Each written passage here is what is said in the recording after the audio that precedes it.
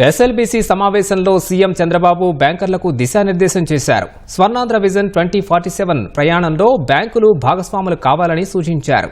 మరిన్ని వివరాలు మా ప్రతినిధి ధనుంజయ్ ప్రత్యక్ష ప్రసారం ద్వారా అందిస్తారు.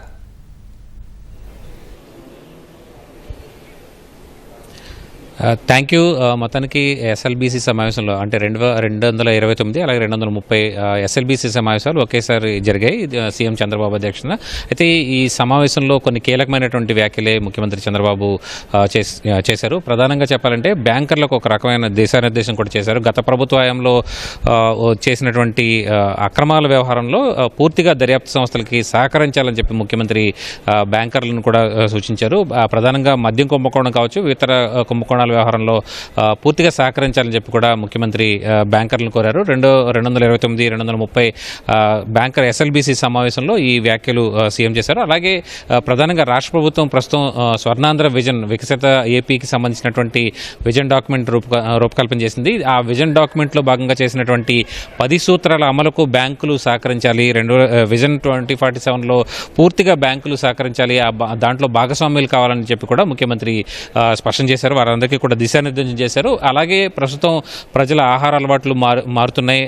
మామూలు అగ్రికల్చర్ వ్యవసాయం నుంచి కూడా ఉద్యాన ఉత్పత్తులు స్వీకరించే స్థాయిలో ప్రస్తుతం ప్రజలందరూ కూడా ఉన్నారు. వీరందరికీ దీనికి సంబంధించి ప్రజలకి సహకరించాలి, దానికి సంబంధించినటువంటి అంశాలని పెద్ద ఎత్తున ప్రోత్సహించాలని చెప్పి కూడా బ్యాంకర్లకి ముఖ్యమంత్రి చంద్రబాబు ఆదేశించారు. అలాగే హార్టికల్చర్ సాగుకు ప్రకృతి సేద్యానికి కూడా పూర్తి స్థాయిలో సహకరించాలని చెప్పి కూడా బ్యాంకర్లకి ప్రధానంగా సూచించారు. అయితే రాష్ట్రంలో రైతుల ఆత్మహత్యలు అనేవి ఉండకూడదని చెప్పి కూడా ఒక రకంగా ముఖ్యమంత్రి ఆదేశాలు జారీ చేశారు.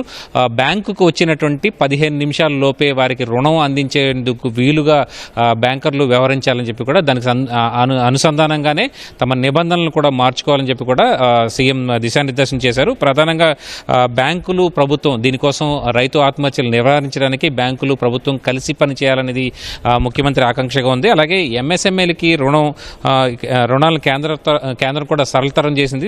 ఈ నేపథ్యంలో బ్యాంకులు కూడా పూర్తి స్థాయిలో సహకరించి ఎంఎస్ఎంఈలను పెద్ద ఎత్తున ఏర్పాటయ్యేలాగా చూడాలని చెప్పి కూడా సీఎం ఆదేశాలు జారీ చేశారు. అలాగే పీఎం సూర్యఘర్ పథకం కింద మొత్తం ఈ ఏడాదిలోనే 20 లక్షల ఇళ్లకు సోలార్ రూఫ్ టాప్లు ఏర్పాటు చేసే విధంగా సహకరించాలని చెప్పి కూడా ముఖ్యమంత్రి ఆదేశించారు. అయితే ఇప్పటివరకు కూడా గత ఎస్ఎల్బీసీ సమావేశంతో పోలిస్తే ఇప్పటివరకు ఎంత మేర రుణాలు ఇచ్చారన్న దానిపై కూడా ముఖ్యమంత్రి ఆరా తీసినటువంటి పరిస్థితి. మొత్తంగా చూస్తే వ్యవసాయానికి అలాగే ప్రాథమికేతర రంగాలకు సంబంధించి దాదాపుగా 5.34 లక్షల కోట్ల రూపాయలు రుణాలని ఇప్పటివరకు ఇచ్చినట్టుగా కూడా డిసెంబర్ నాటి వరకు 2024 డిసెంబర్ నాటి వరకు కూడా ఆ మేరకు రుణాలు ఇచ్చామని చెప్పి కూడా ఎస్ఎల్బీసీ సమావేశంలో బ్యాంకులు అభిప్రాయం వ్యక్తం చేశాయి. ప్రధానంగా ఎక్కువ చెప్పాలంటే దాదాపుగా 2.64 లక్షల కోట్లు కేవలం వ్యవసాయ రంగానికి ఇచ్చాం. అలాగే మిగతా ప్రాధాన్యత రంగానికి చూస్తే కనుక 3 లక్షల కోట్లు ఇచ్చామని చెప్పి కూడా స్పష్టం చేశాయి.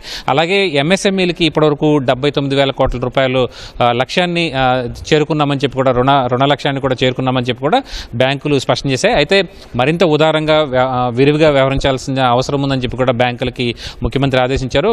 ప్రత్యేకించి చెప్పాలంటే ఇవన్నీ రుణ లక్ష్యాలతో పాటు 2047 లక్ష్యాలకు అనుగుణంగా బ్యాంకర్లు పనిచేయాలని చెప్పి కూడా ముఖ్యమంత్రి ఈ సమావేశంలో దిశానిర్దేశం చేశారు. మొత్తం బ్యాంకర్లు లీడ్ బ్యాంక్గా ఉన్నటువంటి ఆంధ్ర యూనియన్ బ్యాంకులు కూడా ఈ వ్యవహారానికి సంబంధించి రాష్ట్ర వ్యాప్తంగా ఉన్నటువంటి డిజిటల్ జిల్లాలు డిజిటలీకరణకు సంబంధించినటువంటి అంశాలపై కూడా ముఖ్యమంత్రికి వివిధ వివరాలు కూడా అందజేశాయి.